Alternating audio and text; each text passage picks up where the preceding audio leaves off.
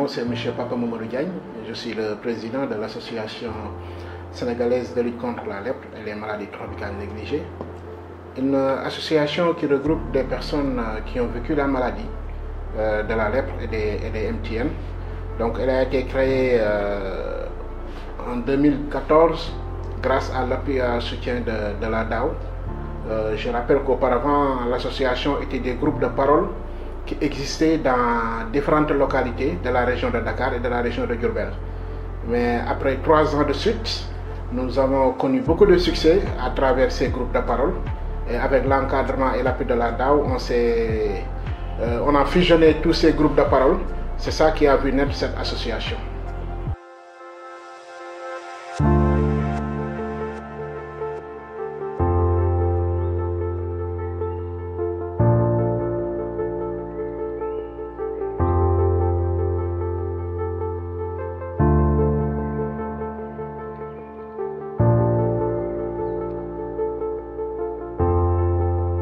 Oui, l'objectif et la vision de cette association, déjà on a une vision qui est très claire, c'est un Sénégal avec 0 maladie handicapante. Tout le monde sait que la lèpre est une maladie handicapante qui pourvoit beaucoup d'handicaps. Donc la vision finale, c'est qu'il y ait vraiment un Sénégal avec 0 maladie handicapante.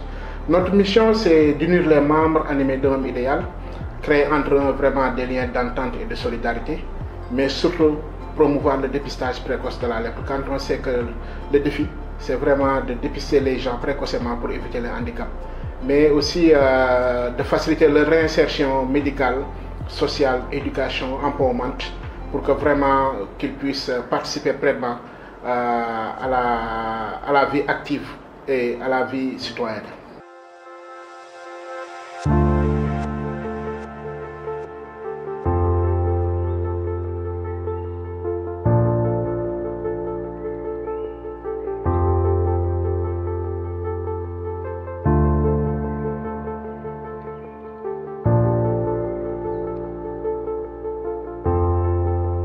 Sur le plan social, comme vous l'avez dit, nous travaillons en étroite collaboration avec la Direction générale de l'action sociale et nous les aidons vraiment à qu'ils puissent bénéficier des programmes de filets sociaux qui sont mis en place par l'État du Sénégal. Parce que c'est des gens qui font partie de cette population et notre combat, c'est que tous les programmes de filets sociaux mis en place par l'État, notamment la carte d'égalité des chances et d'autres programmes de filets sociaux, pour que les personnes affectées par elle puissent bénéficier de ces programmes. Hormis ça, nous développons des stratégies ici, au sein de l'association pour essayer de les aider à faciliter leur réinsertion à travers des activités génératrices de revenus, mais aussi à travers des partenariats et des conventions que nous signons avec certaines structures qui sont là, qui accompagnent les personnes affectées par la lèpre, mais qui accompagnent aussi les groupes vulnérables de façon générale dans le domaine social. Dans le domaine médical aussi, nous travaillons en étroite collaboration avec le programme national d'élimination de la lèpre dans le cadre du dépistage actif de cas, mais dans le cadre aussi des recherches qu'ils mènent au niveau des ex-VRS, mais au niveau hors village, pour que vraiment les médicaments soient accessibles, les produits de pansement soient accessibles, et que aussi les personnes affectées par la lèpre eux-mêmes puissent prendre avec beaucoup d'assiduité le traitement.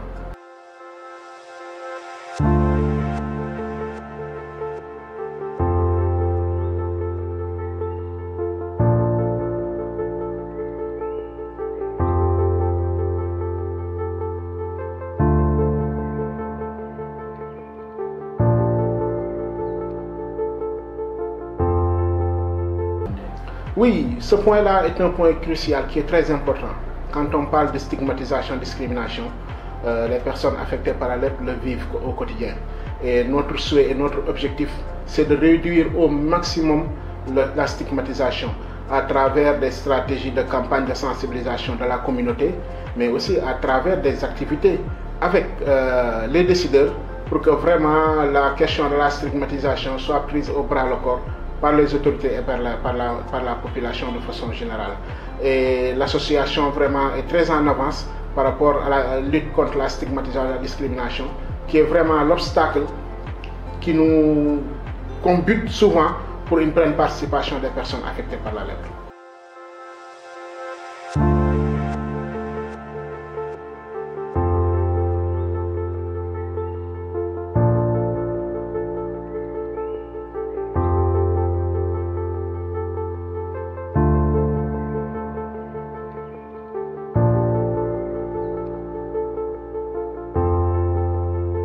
Oui, avec l'appui de l'association, on en a plusieurs, hein, mais on peut en citer deux.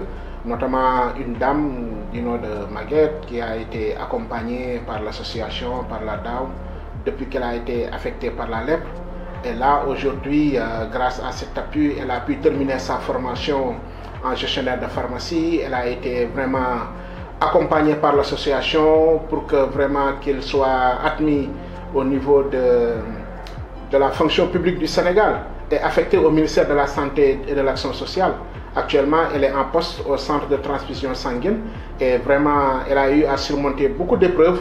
Et avec l'appui de l'association, vraiment, elle a pu surmonter toutes ces épreuves aujourd'hui pour devenir ce qu'elle est. Et l'autre aussi, c'est un cas similaire à Maguette, qui a été accompagné aussi par l'association pendant plusieurs années.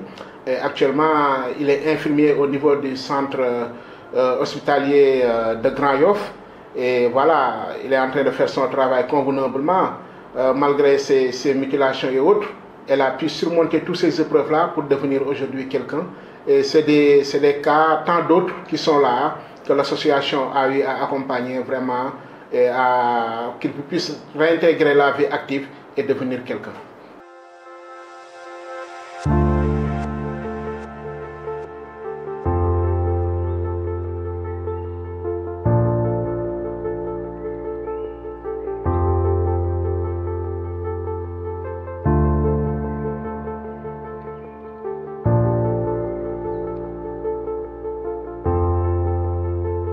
Oui, la journée mondiale de lutte contre la lèpre est une journée de plaidoyer, de sensibilisation, mais aussi de bilan par rapport à la lutte contre la lèpre.